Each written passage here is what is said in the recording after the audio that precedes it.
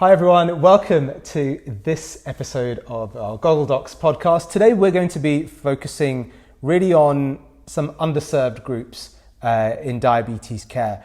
We've spoken a lot about various complications of diabetes over the previous few weeks and months, but really there are certain cohorts that we've alluded to that we're just going to take a bit more of a deep dive on today. Why don't we start, Amar, with frailty? I know that's an area that you have a particular interest in. And there's been a lot of work that's been done for frailty cohorts over a few years. Before we kind of move on to the other areas that we're going to focus on more today, like learning disabilities and severe mental illness and younger people with diabetes, I think it's important that we take stock of an area such as frailty, where a lot of work has been done, and where we are right now with it. Some top line thoughts of the status? Yeah. I think it's right to start on this because this is an area, an underserved population that really shows that what can be done when you do target a group and think about, trying to bring it more to prominence. And I think that's one of probably the key highlights with frailty management across all of healthcare in the UK. Obviously, I'm biased towards diabetes, but if you look at it, one of the great success stories of the last few years has been that we are considering frailty and mentioning and talking about it. Because not so long ago, because I started looking at this about 10 years ago now, it wasn't even mentioned, it wasn't even considered really. But now it is, and we talk about it actively, and not just in diabetes guidelines.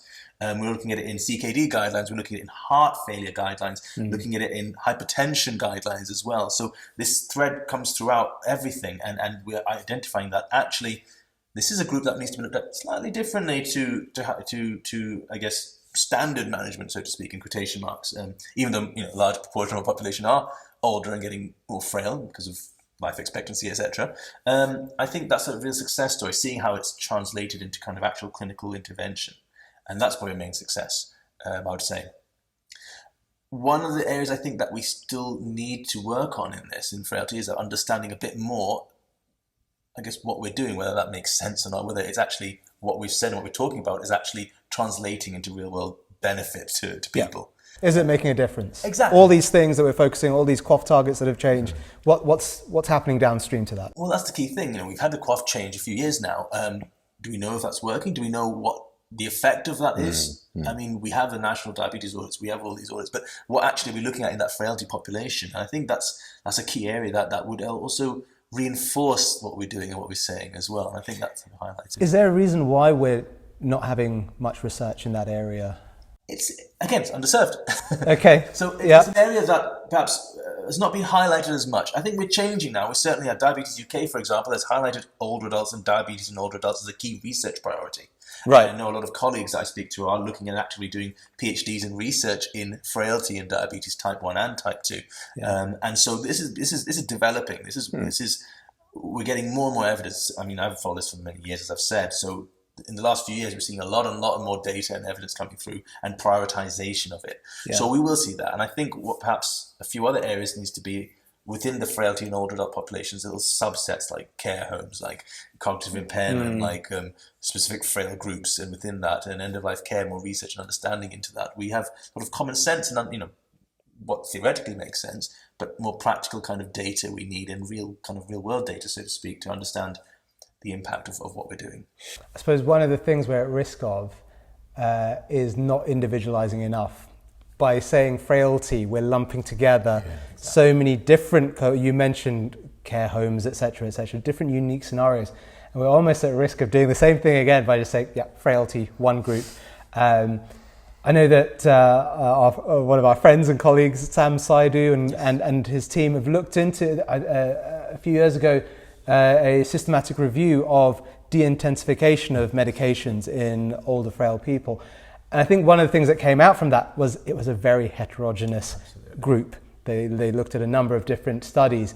And so we didn't see any clear-cut significant changes in outcomes by looking at all of those de-intensification studies. That was what I got from it in a nutshell. And we'll put it up on the screen, some links to that. So that kind of feeds into that, doesn't it? Yeah, exactly. Yeah. And I think that's the thing. Until you kind of really mainstream it in a way, make it frailty as a key part of diabetes care management, and more so in terms of even having specialists in, I guess, geriatric diabetology and things like that. I mean, if that's the concept. But those side of things where you kind of make kind of key specialists into that, or kind of clinics are kind of involving that, because it is quite a nuanced area. The more you know, the more you understand, the more you realize that actually there's a lot of heterogeneity. And again, once you add comorbidities and considerations like heart failure, CKD, and other conditions as well, you think, well, actually, perhaps I do need to intensify slightly more, not de-intensify, because of the added benefits that some of these medications have. Do I need to consider that? Then we get sarcopenic obesity thrown in as well. What does that implications of that? This is another rapidly evolving area. So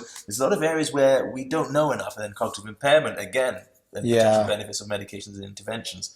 So there's a lot that we don't know, but a lot of stuff that evidence will guide us, to the right management, the right kind of, I guess, strategy in terms of how we manage our populations. And I think that's something that we still need to look forward to. So we've come a long way. Yeah. We're actually addressing frailty, we're incorporating into guidelines, into practical management, into QOF, and we're doing things. We need to see what the next steps are and what we're doing, whether that makes sense. Yeah. Okay. So that's frailty. And I also almost wanted to segue from frailty, if I'm allowed to do so, into perhaps another aspect of that spectrum, younger people, and in particular, youth-onset diabetes.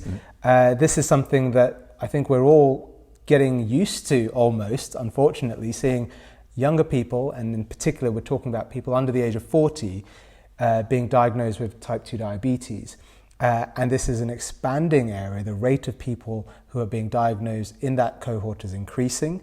And they're quite a unique population, aren't they, Patrick? And this is something that you've also taken a bit of a focus and a deep dive on yourself.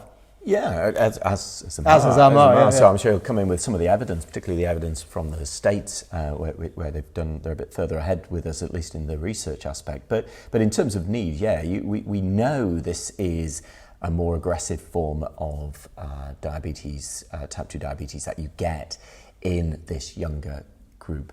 It's driven by obesity, insulin resistance, so kidney problems, and chronic kidney disease is much greater in that group, as are down the line blindness, etc., as well as particularly cardiovascular disease and cancers. So this is it's a real high risk group. Of course, they're potentially going to have that for a much longer period of their time, because they've literally only just escaped childhood or very early adulthood, and they've suddenly got this cardiometabolic condition, which is going to change their life. So the longer they've got that condition, the greater the impact. So the need is enormous in that group. But they're a challenging group. So there are, in terms of just some of the numbers, we know you're less likely to have your care processes, despite you being at greater need of all these care processes, including that urinary ACR, which is going to pick up that CKD, isn't it? And, that's, you're less likely to have that done if you're in that group than if you're older. There is a whole load of issues about diagnosis in this area as well. A lot of these people are managed in primary care. Monogenic diabetes is not the commonest form of diabetes by any stretch of the imagination, maybe 1-2% of that, but this is the group where often it's diagnosed, so we need to be mindful of that. There is type 1 diabetes there, as well as type 2 diabetes, often with misclassification, and therefore people being on treatments they don't need, which can cause risks. So some people might not need insulin, although they're on insulin. So there's that aspect. We do know, again, going back to those care processes, they're also less likely to achieve their glycemic control, their blood pressure control, to be on a statin. But then again, it gets a bit more complicated. I mentioned statin, I mentioned blood pressure pills. And glucose-lowering treatments, women who are of childbearing age potential, we need to think about contraception. And there's a whole load of conception, but if you're conceiving with a HbA1c which is higher or obese, you've got obesity as part of that comorbidity, you're at high risk of infections, miscarriage, poor maternal and child outcomes. And then, guess what?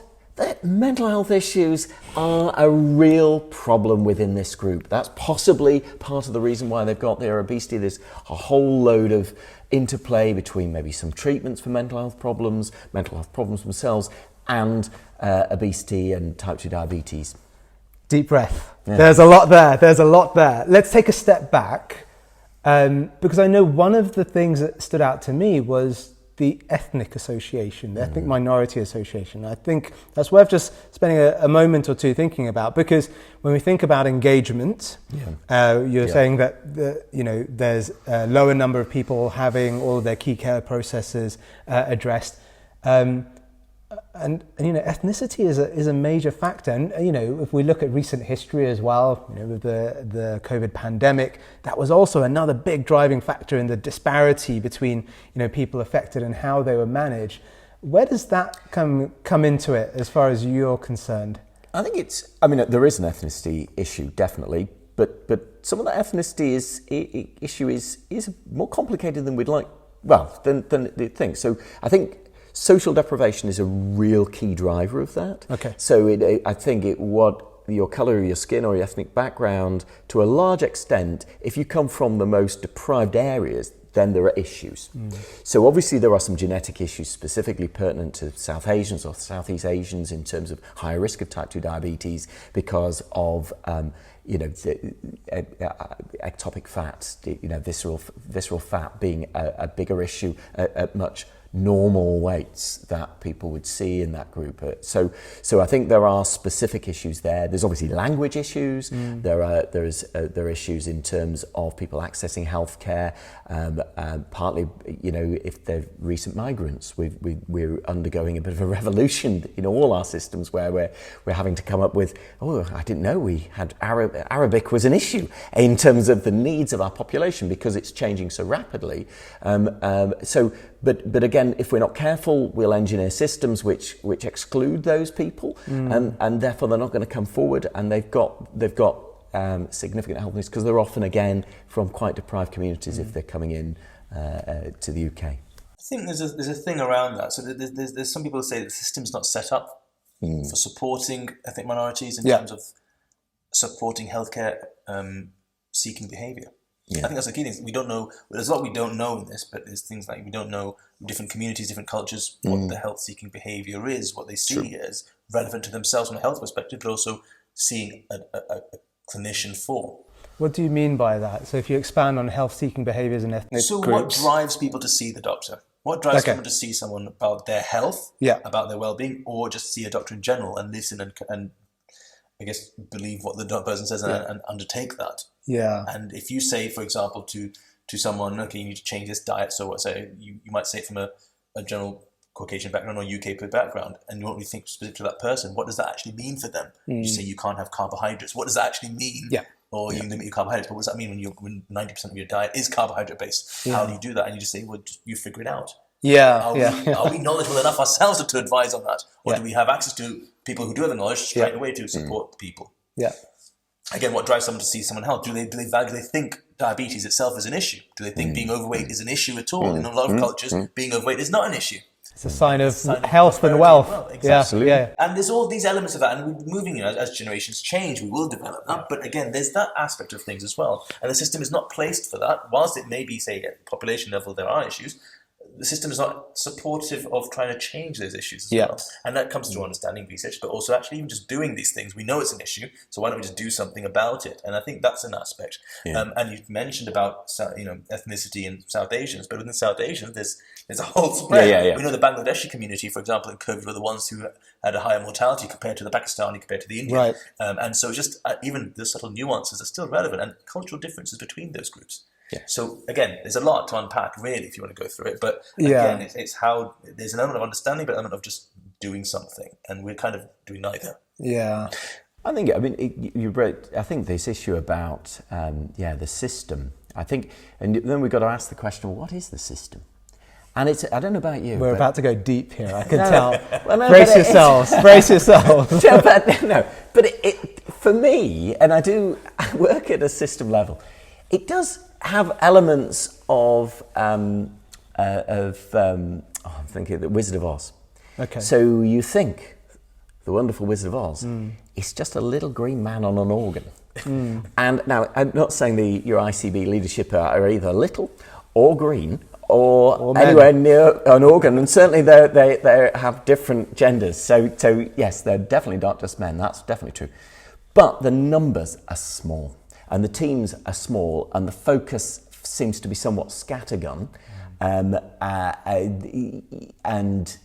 you know, and without getting too deep or you know, the priorities of these things seem to shift. You know, so there's a huge amount of focus not on tackling this, despite what's been said, but it's about trying to stop people going into hospital. Yeah. So when you say the numbers are small, you mean the decision-making core group? The number of key decision makers just a is few small. People. They are tightly managed in how much they can have in leadership. So in our ICB, employed by the ICB, they haven't got anybody, for example, who gives leadership specifically on cardiology, diabetes. Right.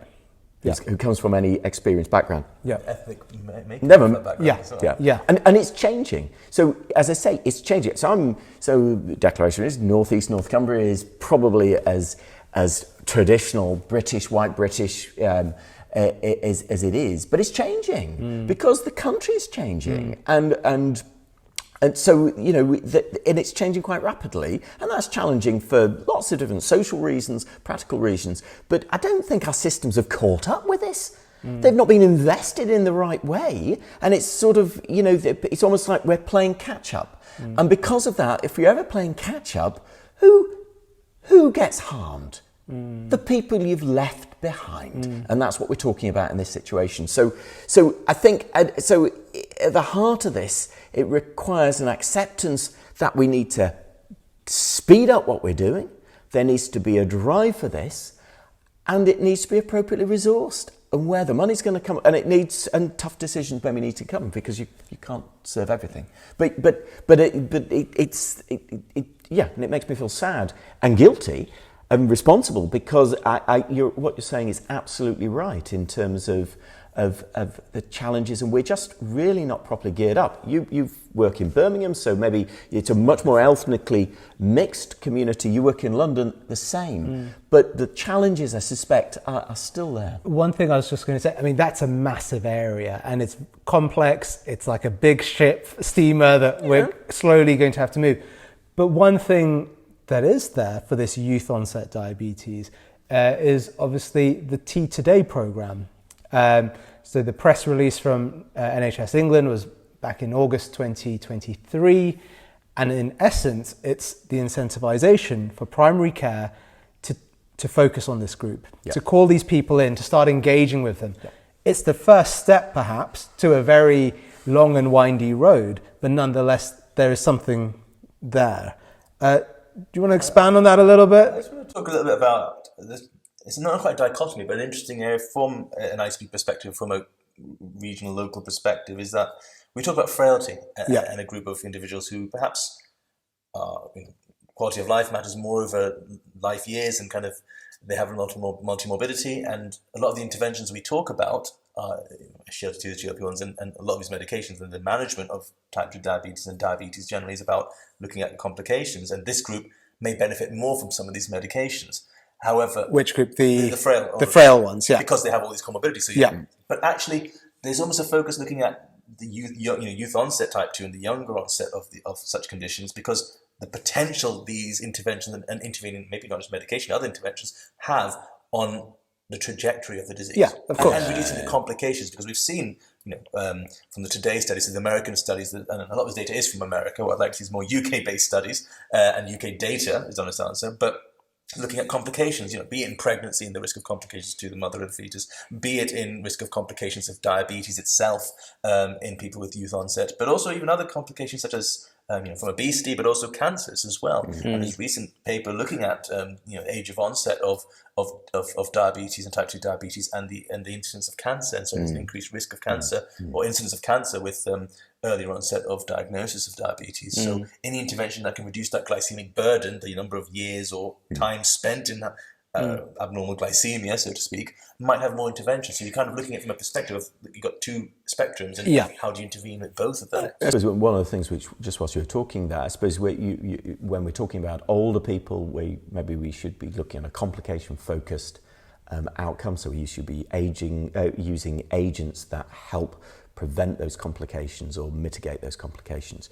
But maybe in this younger group, we need to be having more of a weight-centric approach, where we can prevent those complications where they've not developed already from an early stage. Now, it has to be said, there's huge amounts of crossover, isn't there? Because some of the agents we're using, SGLT2 inhibitors, GLP-1 receptor agonists, can do both. But the remission programs or the digital weight loss programs, which are available for our patients with type 2 diabetes, for example, they can start chipping away at what can be quite challenging, managing weight, but it is something which perhaps this young type 2 cohort require our special attention. This is where the T2 Day program comes in. It highlights and focuses the need for at a ICB level to address youth onset type 2. They don't specify what specific needs to be done in that, but it needs to be you targeting this population. Yeah. I was actually on some of the calls from NHS England, because I've obviously got an NHS England post, so as a clinical network lead. And they were talking about this should be delivered as primary care network out level, so population of 30, 50,000 and above at level. Because this is a complex cohort, so you can provide quite a bit of expertise. But the decision on what the delivery model goes down to the ICB, so it goes down to commissioning. So you will get different services in different areas around the country. Now, to some extent, there is some sense to that, but in my area, for example, what they've done is they've come with a direct enhanced service. So their rationale behind that is it's all been delivered at practices. Is diabetes care. We haven't got anything else, so we'll get it delivered. So we'll reward GPs providing this extra appointment once a year. We'll give them a template, and we'll hope it works well. And you may have some practices with literally 2 or 3 patients. You may have some practices with 100 patients or more. But within this group, so the level of expertise is going to be different. We already know the outcomes at practice level are hugely different. So it gives me concern, which I've expressed, that we won't deliver it. So I think it's an opportunity, but exactly how it's going to be monitored, well, we know the National Diabetes Audit are going to monitor it. So it would be interesting to see if they look at how, if they're also monitoring it from the proviso of what the models that have developed, because it's a bit loose, these models. So there'll be good models, there'll be poor examples of implementation of this. And it's not a huge amount of money, which it is really, I know I've said the same. Partha Khan, who's one of the national clinical leads in diabetes on this, and he said trying to get any money out of the system at the present time is almost impossible, and he's absolutely right. So good on him that he's helped to champion this, because it's an important issue, along with Savannah Misra, who's given a lot of clinical leadership in there as well, who's an academic and clinician, endocrinologist. So in Brighton and London, but it's exactly what we're going to do with it. I think there's an element of uncertainty, but it's such an important area, and I think at least doing something and highlighting, I think, is definitely a step forward, and it'd be interesting to see how it develops.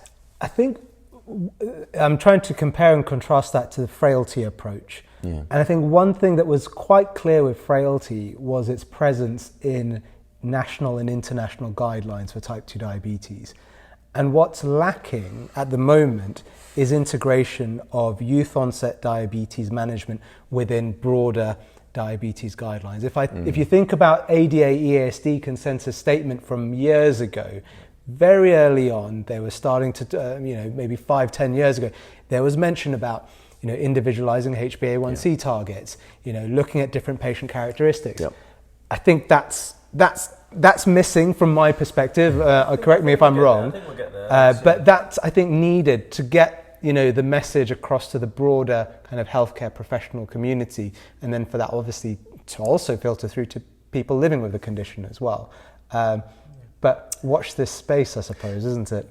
But I suppose putting a bit of extra money into the care is useful. I think what I'd love to see, if we value this group higher, why don't we value them higher in the QOF?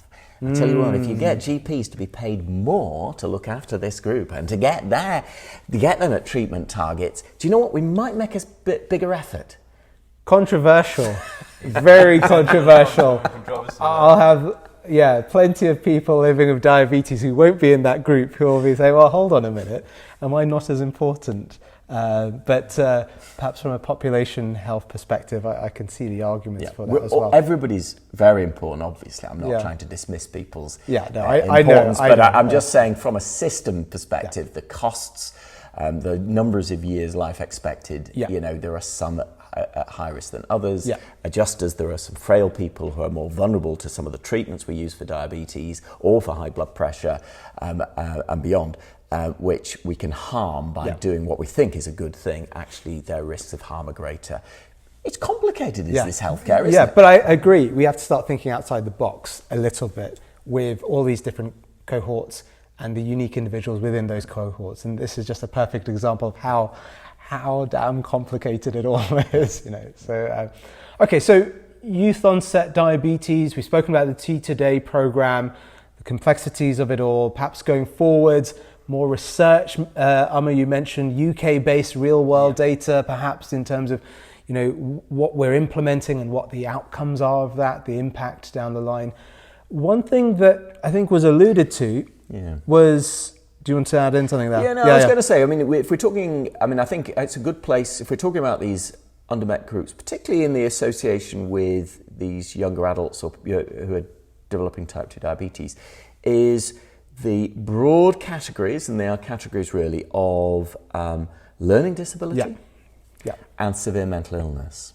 So learning disability obviously covers a broad range of people. But if we look at the outcomes of cardiovascular disease and diabetes in learning disabilities and severe mental illness being people with schizophrenia, schizoaffective disorder, recurrent depressive disorder, bipolar affective disorder.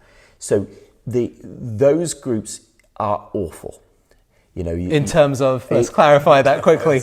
The outcomes in terms of the cardiovascular outcomes. So for example, at greater risk at any given age. It makes me feel that these are awful. That's probably the wrong word to use. But you're looking at least a doubling the risk of heart failure.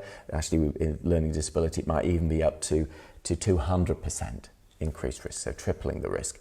When you're looking at cardiovascular death, you're looking at somewhere between increasing it by 2/3 to, again, a doubling. Broadly across developing diabetes, you're looking at, again, similar 2/3 increased risk. And I presume this is what has driven the national agenda for physical health checks for learning disability and for severe mental illness. This is the data behind that. Yeah, people with severe mental illness are dying 12 years younger, and they're dying of cardiovascular diseases as well as cancers, actually. So these are, and some of these things are modifiable. We're talking about, particularly in terms of type 2 diabetes, but this this particular group has got lots of challenges in terms of management. They're often involved in lots of different agencies. Coming to the GP might be practically difficult. Their motivation levels may be low because of mental health issue. Adapting to lifestyle modification can be done in terms of weight loss, but it is their motivation levels, particularly if their mental illness is not well managed, may be a challenge. And then on top of that, of course, the drugs we give to them increase weight, be it antidepressants across the board, but particularly things like metazapine, antipsychotics. Really, quite a lot of them do increase weight, particularly things like olanzapine and quetiapine, for that matter. And then many of the anti-epileptic drugs, which are also used in this group of people, can also increase the risk of diabetes through weight gain. We've got a poorly motivated group because of often mental health issues. We've got system challenges going on in terms of accessing healthcare appropriately. We're giving them drugs which increase their risk. Yeah. And surprise, surprise, at the end of it, we are seeing people dying young of cardiovascular diseases. So, and how we tackle that is real challenge. There is some fabulous guidance, I'm just doing it from which is you can access, and we'll put the link on. And they were updated just recently, so just last year. So they're actually up to speed about screening and what we should be doing in this group. But this needs to be happening. There needs to be proper interplay between different agencies. We may come back to that. And then there are just some simple tools like Q-Risk-3s, which so if we're trying to do risk assessment in primary care, we're thinking about, but what can I do? One of the things we can do is use the right tools for the right people. At the moment, they're not embedded in our clinical system. We're using Q-Risk-2. But if you're doing severe mental illness reviews, and I would also suggest if you're doing assessing someone with a significant learning disability, then it might be appropriate to use a Q-Risk-3, which again, we can put that link on and will be embedded soon. Because I suppose the narrative really is of this really complicated and challenging sort of management of these different cohorts. We're focusing on learning disability and severe mental illness now, perhaps also within the context of younger people having type 2 diabetes. And yet, we're going to have to prioritize. We spoke about it earlier. Who do we prioritize? And risk stratification has been something in primary care we've been so used to doing. I mean, it was particularly during the pandemic. I go back to that again. It's something that we really focused on because we're going to have to prioritize resources. We're going to have to start somewhere. So this is really important with Q-Risk-3, integrating some of these cohorts within that, learning disabilities in particular, and severe mental illness we mentioned. So, but it's still complicated because we're not only seeing this cohort being at an increased risk of developing diabetes, perhaps there's that bi-directional relationship, particularly between mental health and long-term conditions, and if we're focusing on diabetes, type 2 in particular. Then there's the medications that perhaps are more prone to them gaining weight. Once diagnosed with type 2 diabetes, it may be at a younger age, and so they've got that more years to live with the condition, perhaps reduced life expectancy as well, increased risk of cardiovascular complications.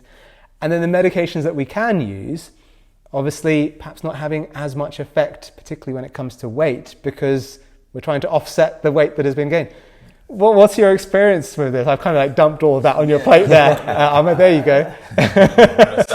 No, so yeah, it's interesting because we're not, again, I mentioned this before when we were talking about the other side of things, but the system, again, the way we consult, the way we do things are not really tailored to support such individuals and support the holistic management of people with learning difficulties or mental health concerns, because we've got narrow time, we've got narrow issues, narrow times, and also kind of the resources available to us perhaps are not as readily available, and perhaps available generally, actually not as readily available, it's not available. And this comes down to kind of an advocacy point. I think we had discussions in the past about we need these such groups to be, have strong advocates to kind of highlight the importance of resources, interventions, management, and tailor-made approaches to such individuals. From a clinical setting, but also from a policy level, from a government level, to highlight why we need to focus on such groups. And we don't have that perhaps as much for learning difficulties and mental health in the setting of diabetes, for example, or long-term conditions compared to some of the other aspects of things. And the advocacy is important, I suppose, because we know how important and critical self-care is in long-term conditions. We know how important shared decision-making is, and also the challenges of social context around that in terms of better outcomes from long-term conditions. And in these cohorts, that's perhaps really lacking, isn't it? That's a real challenge. We're already kind of on a backward step of that. So advocacy really is critical to build that. To build it, exactly, to develop it further. The other thing you mentioned also in terms of medications and what you want to use, the issue is also how you support the utilization of those medications, or even things like, I see a lot of insulin usage really from I do primary care, but secondary care, a lot of when I see people with learning difficulties or disabilities or mental health concerns and in different settings from that perspective, there's things such as, well, you can put someone on insulin, but then there's the injections, there's the monitoring as well, and being able to self-care and manage that. And this is where things like technology come in very useful, and the kind of developments we've seen in technology over the years come in. But equally, there's still limitations within that. So whilst continuous glucose monitoring has been available for those with learning disabilities from very early on, when they were available in the NHS tariff, in those with type 2 diabetes, for example, we have limitations to what we can use maybe not nice guidelines, they've changed in 2022, but actually at a local level, for example, I speak from personal experience, that they're not readily available for those with type 2 so easily. And things like that are quite barriers to kind of providing the optimal care we can do, because think how easy it would be if we could monitor the glucose better with insulin, etc. Because of needle phobia, going for blood tests, it's not easy at all in these cohorts. And access as well, getting that, if you're in for example, severe mental health and institutionalized, for example, trying to get those blood tests might be easy, might not be so easy, and something simplifying that helps them, goes a long way towards helping support management. I think these are some of the things that actually, whilst there's opportunities and availability of these things, they're not readily available, and the system is not geared towards it, or clinicians perhaps aren't as focused on that. I mean, it's not just the system; it's also individuals and healthcare professionals how we incorporate that. And we talk about integrated care and supporting people. I know a lot of mental health colleagues I've spoken to are really keen for that input. But sometimes trying to do that, trying to set that in the setting of where we are and how constrained the health system is, it's really difficult trying. We could have mental health, but then we've also got care homes, we've got this, we've got that, we've got so many different things to kind of fit. How does one person who's in charge do that? You can't really. It's just how do you figure that out? And I don't have the answer, but I'm all these are things, awareness of what the issues are and how do we navigate that is why we need some top-down approaches and support from government, from NHS England, from others, as well as local policy makers. Individualising care at every step, isn't it? Because even in this podcast today, perhaps we're at risk of broadly generalising this cohort and that cohort. But each one of those are so mixed and heterogeneous themselves, isn't it? And I mean, for me, I think, as you say, advocacy, that is so important to prioritise it. And then it screams that this is complex. You need people with special expertise at managing some of these high-risk people who are not deflected by other things. And I know there are some examples where that's maybe happening in small numbers generally in a hospital setting. But when we're talking about learning disability in particular, there's often been a move away from big institutions to much smaller organisations, which mean there's a dispersal within the community, and you've just got to wonder what's happened to the physical care because of the challenge. So it feels like for me, you need to develop that level of expertise within appropriate teams who can cross the divides that exist to look after most vulnerable groups. And then we've got bigger groups of people, we're never going to be able to do that. And how we prioritise those still remains a challenge. I think we're making steps forwards with the Today programme and with some of the guidelines change with frailty. But it sounds like we're a long way off that. I've got to come to you and ask you about PCNs and where potentially there is a chance here to bridge this gap that we have. Because within PCNs, the premise and the basis of PCNs are the additional roles that we have available. Firstly, if you want to think about taking some of the clinical burden from GPs, nurses, pharmacists who are more experienced in areas to focus on more complex cases. That's one aspect. But the other aspect, perhaps equally important, if not more, are the roles such as care coordinators, mental health practitioners, who perhaps can support and nurture and really boost those self-care kind of challenges and those social context challenges that are particularly faced within the cohorts that we've spoken about today. Is that a genuine, is that a hope, or are we seeing that becoming a reality? I don't know if we're seeing people being employed, and I suppose. I think so. So I'm going to use whether this is a good analogy or not. I'm not sure, but in a sense, the PCNs. If we think it's a car, it's been built. The reality is there's no set model to building this car. So you've got some parts which they decided to go with 6 wheels and one seat, and maybe other ones with one wheel and 6 seats.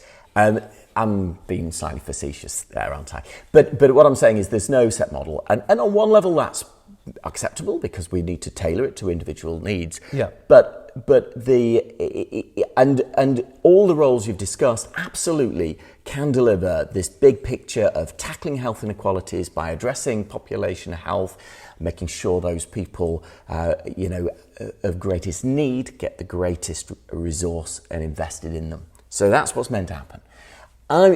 But primary care networks are not answerable statutorily to deliver on that.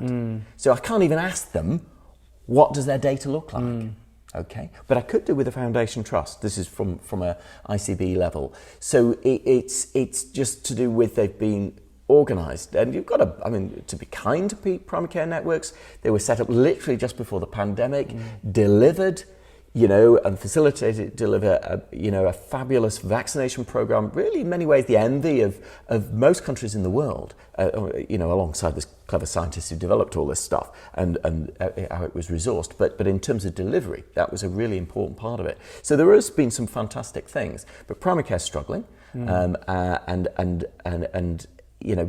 therefore primary care networks will find it challenging. So I think it comes down to leadership, but direction and advocacy from a national level. But they could do. So if we just focus specifically on the Today programme. So I was there in the NHS England calls, and this was meant to be delivered but at a primary care network level or above. So primary care network level, 30 to 60,000 or and above population. My PCN's 110,000. So it's a big one. But the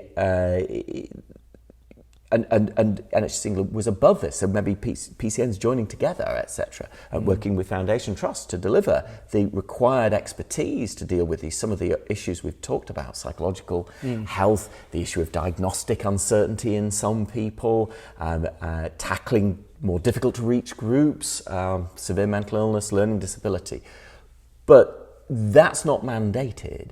How it's delivered comes down to a commissioning level at an ICB, and in our area, for example, that's going to be delivered by practices. So, and that was, that's probably as it comes across. I wasn't entirely enthusiastic. I thought it was an opportunity to really drive primary care network, taking this seriously, collaborating more tightly together with these often disparate group of practices with a focus on tackling health inequity.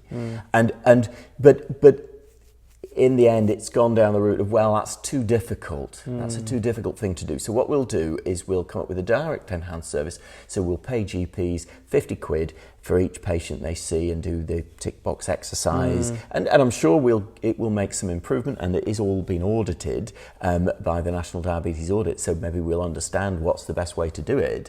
But it just shows you, just even from the creation of what should we do about this mission, with the clever advocates at a national level, the message gets slightly lost, a bit like Chinese whispers, where you start saying, I don't know, Nelson Mandela, and at the end of the thing it comes out and someone talks about chicken sausages, and you're thinking, well, what's that got to do with what was meant to, with the message which was meant to get down? And this is something that you've spoken about when we were talking about obesity, isn't it? Having frameworks, guidance on a national level to really ensure that Nelson Mandela doesn't become a chicken sausage, essentially. That's the tagline, isn't it?